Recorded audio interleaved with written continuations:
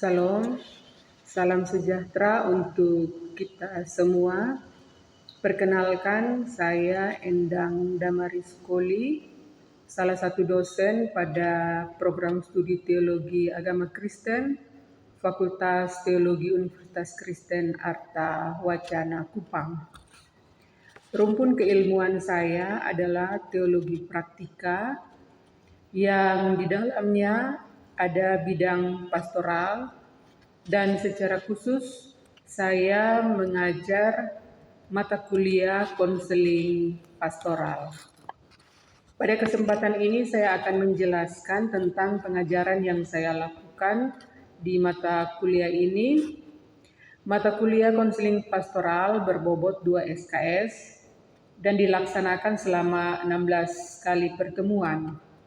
Setiap pertemuan berlangsung selama 100 menit. Teknik pengajaran yang saya lakukan adalah DIA, yaitu Delivery, Interaction, dan Assessment. Saya akan menjelaskan yang pertama, Delivery. Proses ini dilakukan dengan memberikan informasi kepada mahasiswa terkait dengan gambaran umum perkuliahan ini, yaitu mengenai deskripsi mata kuliah, capaian pembelajaran, metode yang digunakan, bahan kajian dan literatur-literatur yang digunakan untuk perkuliahan. Sedangkan untuk penyampaian materi saya menggunakan metode ceramah dan diskusi. Pada setiap pertemuan saya memberikan tugas kepada mahasiswa berupa laporan baca dari buku yang digunakan untuk setiap pertemuan. Harapannya mahasiswa sudah memiliki pengetahuan awal tentang materi yang akan diajarkan pada pertemuan tersebut. Yang kedua, interaction. Proses ini menekankan tentang bagaimana saya berinteraksi dengan mahasiswa sehingga terhubung dengan sistem dan metode perkuliahan. Sistem perkuliahan yang saya gunakan adalah secara on-site dan online. Sistem on-site adalah pertemuan tatap muka yang dipakai untuk membahas materi sesuai dengan agenda pembelajaran. Sedangkan sistem online menggunakan media grup WhatsApp dan e-akademik, yaitu e-learning UKAW, untuk berbagi informasi tentang proses perkuliahan, bahan-bahan perkuliahan, bahkan diskusi tentang materi perkuliahan. Nah, metode pembelajaran yang saya pakai adalah small group discussion, self-directed learning, collaborative learning, contextual instruction, dan case study. Yang ketiga mengenai assessment, yaitu berhubungan dengan penilaian yang saya lakukan terhadap mahasiswa. Pada pertemuan pertama saya sudah menjelaskan terlebih dahulu kepada mahasiswa terkait dengan kontrak kuliah dan salah satunya adalah tentang penilaian. Penilaian yang saya lakukan adalah sesuai dengan aturan yang berlaku di Universitas Kristen Arta Wacana, yaitu pada dokumen peraturan akademik yang mengatur penilaiannya 40% untuk tes akhir semester, 25% tes tengah semester, 15% tugas, 10% tes kecil, dan 10% pengamatan dosen. Selanjutnya, deskripsi mata kuliah ini. Mata kuliah ini membekali mahasiswa dengan pemahaman, keterampilan, dan kepekaan pastoral dalam mendampingi jemaat secara kontekstual melalui pendekatan konseling yang integratif. Untuk itu, hal-hal utama yang menjadi cakupan dalam mata kuliah ini adalah dasar teologis dan historis konseling pastoral dalam konteks gereja. Mahasiswa dilatih untuk menganalisis kasus-kasus krisis dan kerentanan jemaat secara kontekstual. Selain itu, mahasiswa mengembangkan keterampilan praktis dalam merancang dan mempraktekkan pendampingan pastoral yang empatik dan bertanggung jawab. Berikut mengenai capaian pembelajaran program studi yang dibebankan kepada mata kuliah ini. Yang pertama, berkaitan dengan sikap. Mahasiswa dapat bekerja sama dan memiliki kepekaan sosial serta kepedulian terhadap masyarakat dan lingkungan. Berkaitan dengan keterampilan umum, mahasiswa diharapkan mampu melaksanakan tugas-tugas pastoral, mampu menjadi motivator, mediator, dan fasilitator bagi masyarakat dan jemaat. Berkaitan dengan keterampilan khusus, mahasiswa mampu mengidentifikasi, menganalisis, dan memberi solusi terhadap kebutuhan khas masyarakat pedesaan dan masyarakat adat. Berkaitan dengan pengetahuan, mahasiswa diharapkan mampu menguasai konsep teoritis ilmu pengetahuan teologi yang dapat memberikan kontribusi dalam konteks lokal, nasional, dan internasional. Selain itu, capaian pembelajaran mata kuliah atau CPMK adalah sebagai berikut. Yang pertama, mahasiswa mampu bekerja sama dan mengasah empati terhadap situasi kontekstual dalam jemaat. Kedua, mahasiswa mampu menganalisis dan merancang pendampingan dan konseling pastoral yang kontekstual secara mandiri, bermutu, dan bertanggung jawab, sehingga terampil melakukan pelayanan pastoral bagi jemaat dan masyarakat. Yang ketiga, mahasiswa mampu menerapkan prinsip dan kompetensi seorang pastor dan konselor dalam jemaat dan masyarakat. Bahan kajian yang saya gunakan dalam mata kuliah ini adalah sebagai berikut. Yang pertama, pengantar pendampingan dan konseling pastoral, dalam hal ini sejarah dan pengertian-pengertian dasar. Lalu yang kedua, tujuan, karakter, dan dimensi pelayanan dalam konseling pastoral. Ketiga, mengenal tahap kehidupan dan pendampingan gereja dalam komunitas. 4. Mengenali krisis, kasus, dan kerentanan dalam jemaat. Yang kelima, memahami identitas dan otoritas pastoral. Yang keenam, memanfaatkan metode-metode pendampingan dan konseling pastoral dan penanganan yang interdisipliner. Yang ketujuh, menganalisis dan melakukan reinterpretasi kasus dalam bingkai pelayanan pastoral. Yang kedelapan, praktek pelayanan pastoral. Untuk referensi yang saya gunakan dalam mata kuliah ini sejumlah 13 buku utama, 6 buku pendukung, dan artikel-artikel konseling pastoral dari jurnal-jurnal bereputasi nasional dan internasional 5 tahun terakhir.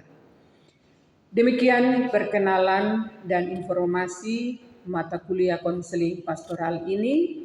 Terima kasih. Berikut akan saya berikan video pengajaran untuk tatap muka pertama dengan materi pembelajaran, pengantar, pendampingan, dan konseling pastoral. Ikuti proses untuk memperkaya wawasan dan pengetahuan melalui mata kuliah, pendampingan, dan konseling pastoral pada saat ini. Mata kuliah ini diampu oleh saya, Endang Damaris Poli, dan terima kasih untuk kehadiran dari teman-teman mahasiswa yang terlibat dalam Zoom pada saat ini. Saya akan mulai mata kuliah ini dengan menyampaikan tujuan pembelajaran. Nah, dalam mata kuliah saat ini, konseling pastoral, ada 5 tujuan pembelajaran kita yang saya bagi masing-masing sebagai berikut. Yang pertama, agar mahasiswa dapat memahami arti pendampingan dan konseling pastoral. Yang kedua, agar mahasiswa dapat mengetahui sejarah pendampingan dan konseling pastoral. Dan yang ketiga, agar mahasiswa dapat mengetahui dasar teologis pendampingan dan konseling pastoral. Yang keempat, agar mahasiswa dapat memahami prinsip-prinsip dasar pendampingan dan konseling pastoral. Dan yang kelima, agar mahasiswa dapat memahami signifikansi pendampingan dan konseling pastoral di era pasca modern. Nah, referensi yang akan saya gunakan dalam pertemuan kita saat ini ada dua, yaitu dari bukunya Howard Kleinbell berjudul Basic Types of Pastoral Care and Counseling, dan juga dari Kerry Dohring dengan judul The Practice of Pastoral Care, a Postmodern Approach. Nah, sebelum saya mulai, mungkin Mama perlu brainstorming dulu. Saya stop screen. Ya, boleh tanya, mungkin silakan siapa yang mau berpendapat. Apa yang terlintas di pikiran dari teman-teman ketika mendengar kata konseling? Mungkin ada Baik, yang mau berpendapat, silakan. baik, Mama saya. Oke. Tolong, terima kasih Mama atas waktu. Ya, yang terlintas dalam pemikiran saya ketika menyebut kata konseling yaitu adalah proses membantu seseorang memahami dan mengatasi masalah atau kesulitan yang mereka hadapi. Oke. Mungkin itu saja. Proses membantu ya, Mama. membantu seseorang. Oke. Mungkin ada lagi? Saya Mama.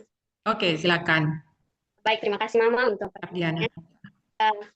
Menurut saya yang terlintas dalam pikiran saya ketika mendengar kata konseling sendiri ini, yaitu yang pertama, ini berkaitan dengan hubungan antara dua orang atau dua individu di sini. Yang dimaksud adalah antara konselor sendiri atau seorang ahli ini dengan seseorang yang membutuhkan bimbingan begitu Mama. Jadi konseling ini dia berarti sebagai proses bimbingan yang dilakukan oleh seseorang ahli terhadap seseorang konseling yang membutuhkan bantuan atau membutuhkan bimbingan untuk mengatasi masalah yang ada dalam dirinya sendiri. Terima kasih Mama. Oke, terima kasih Abdiana. Baik, dari dua pendapat yang disampaikan oleh dua teman tadi, mungkin kata kunci yang kita tarik di sini adalah bahwa proses konseling itu adalah membantu orang ya. Nah, Mama lanjutkan flyer. Ya, kita akan masuk di next. Tujuan pembelajaran yang pertama mengenai arti. Nah, di sini kita mulai dari etimologi. Etimologi dari kata konseling. Nah, kata konseling sendiri dia berasal dari akar kata bahasa Inggris counsel, kemudian bahasa Prancis conseil, dan bahasa Latin consilium. Atau dari kata seperti duka, ada orang yang mengalami kebimbangan iman, ada yang mengalami keraguan-raguan akan keputusan-keputusan yang harus ia ambil dalam hidupnya. Nah, itu ketika ia datang dan meminta bantuan, ataupun secara eksplisit dia tidak meminta bantuan, tapi kita tahu bahwa dia sedang ada dalam situasi seperti itu, yang kita lakukan adalah pendampingan pastoral. Sementara konseling pastoral ya, berkaitan dengan masalah, kalau masalahnya sudah kompleks, melibatkan trauma, depresi, melibatkan konflik relasi, baik relasi tidak selamanya relasi dengan orang lain, tapi bisa seseorang memiliki relasi yang kurang harmonis dengan dirinya sendiri. Nah, di situ konseling pastoral dia memainkan peran.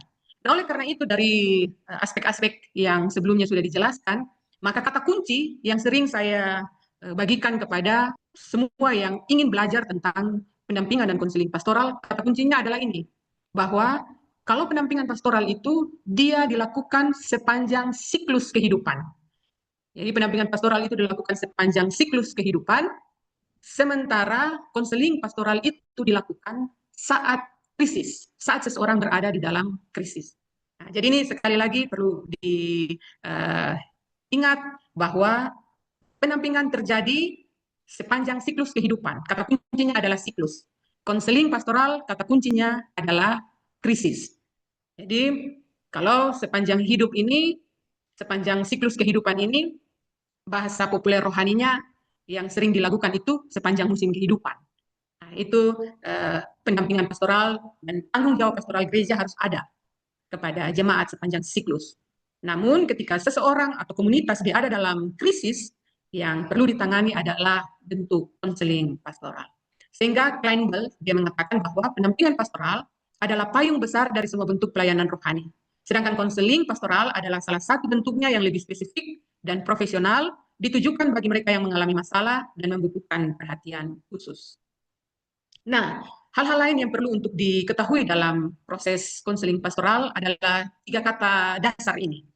Yang pertama, konselor. Nah, di sini konselor adalah orang yang memberikan bantuan secara profesional. Nah, orang ini disebut konselor pastoral. Sementara konseli adalah individu yang menerima bantuan atau pendampingan dalam proses konseling.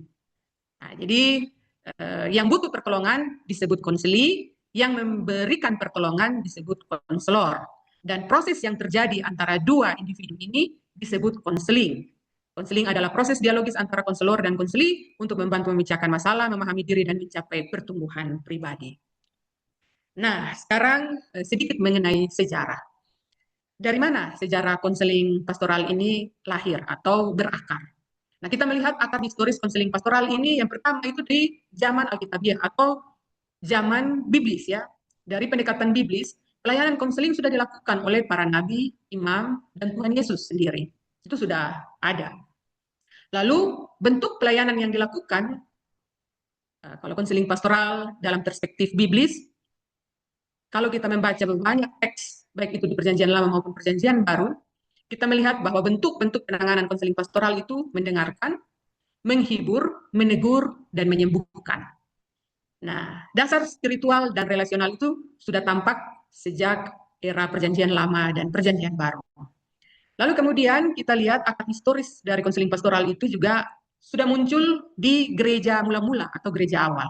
Di situ konseling, fungsi konseling terwujud dalam bentuk pengakuan dosa, nasihat spiritual, dan bimbingan rohani. Nah, selanjutnya dalam perkembangan abad ke-20 atau abad modern, konseling pastoral ini muncul sebagai disiplin reflektif dan sistematis. Dimulai pada abad ke-20, terutama di Amerika Utara, dan juga yang paling signifikan sebagai tokoh yang mempelopori lahirnya konseling pastoral sebagai suatu rumpun ilmu adalah Anton Boysen. Nah, Anton Boysen ini dia mengembangkan yang disebut Clinical Pastoral Education atau CPE.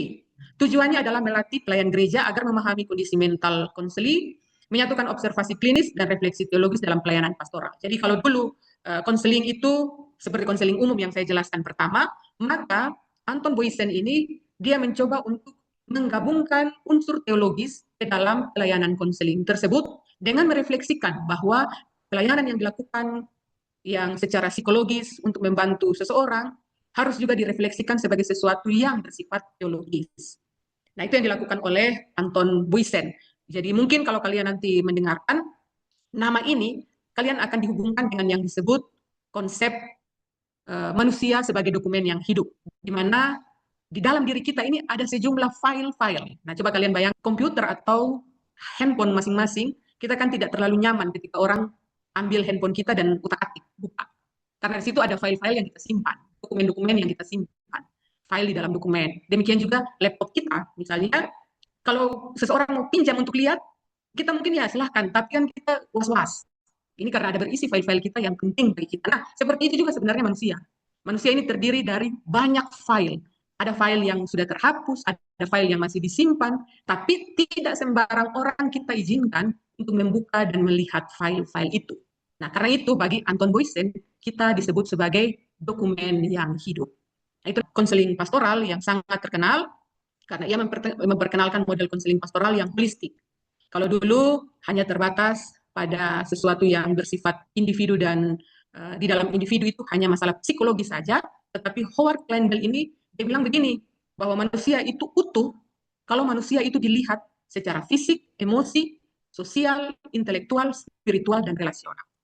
Nah, jadi ada 6 dimensi keutuhan manusia yang ketika satu dimensi saja ini bermasalah, satu dimensi saja hancur, maka dokumen yang tadi disebut oleh Boysen sebagai dokumen yang hidup itu dia jadi bermasalah.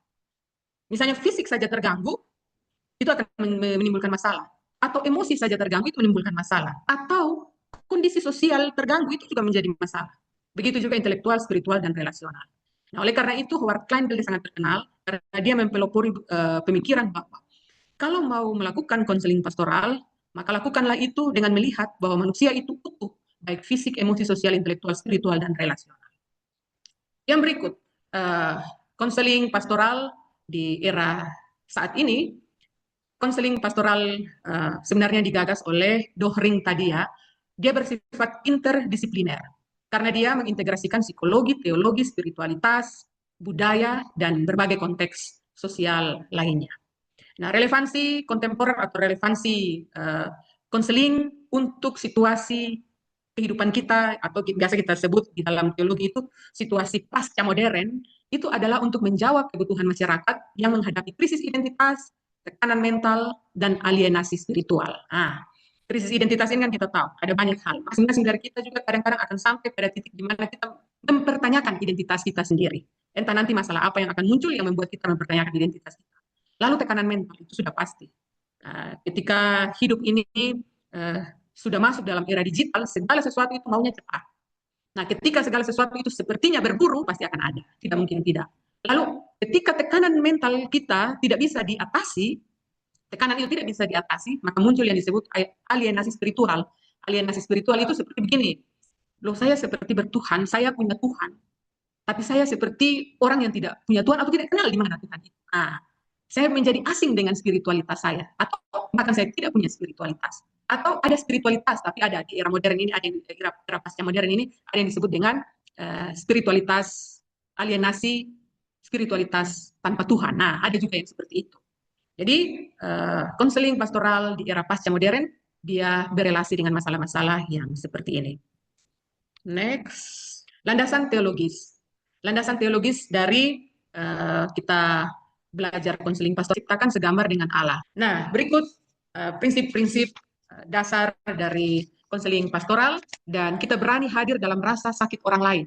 Kita mencoba memahami dunia orang lain dari dalam, bukan dari luar. Lalu yang berikut soal kerahasiaan dan kepercayaan. Nah, dalam ruang konseling adalah sebuah situasi di mana kita menyiapkan ruang yang aman. Kepercayaan tidak bisa dibangun tanpa jaminan kerahasiaan. Jadi konseli harus tahu bahwa apa yang mereka bagikan akan dijaga, bukan disebarkan. Disitulah kepercayaan mulai tumbuh dan penyembuhan itu bisa dimulai. Yang ketiga adalah prinsip kejujuran dan kehadiran utuh. Nah, dalam konseling pastoral, kehadiran bukan sekedar fisik, tapi juga emosional dan spiritual. Konselor hadir dengan seluruh dirinya jujur, otentik, dan terbuka. Konseli bisa merasakan ketika kita hadir sepenuh hati, bukan sekedar menjalankan peran. Yang keempat, pendekatan sistemik dan kontekstual. Masalah seseorang tidak pernah berdiri sendiri. Kita perlu melihat konseli dalam relasi mereka dengan keluarga, budaya, gereja, bahkan sistem sosial yang menindas. Konseling pastoral yang sehat harus lekat terhadap konsep hidup dan kompleks yang menyeluruh. Dan yang kelima, mengarahkan pada keutuhan, bukan hanya kenyamanan sesaat. Nah, konseling pastoral ketika menerapkan prinsip-prinsip dasar ini, tujuannya adalah keadilan dan pemberdayaan sebagai bentuk kasih yang aktif. Nah, berikut yang kelima atau yang terakhir dari tujuan pembelajaran kita adalah signifikansi. Signifikansi ini artinya berkaitan dengan apa sih, kenapa kita harus belajar konseling pastoral di era pasca modern ini. Nah, Dohring kembali dia mengatakan bahwa di zaman pasca modern ini banyak orang mulai tidak mempercayai lembaga-lembaga besar seperti gereja sebagai satu-satunya sumber kebenaran. Nah, iman tidak lagi menjadi pusat utama makna hidup. Sebaliknya, orang hidup dalam kebingungan nilai, mengalami luka sejarah, dan identitas mereka sering berubah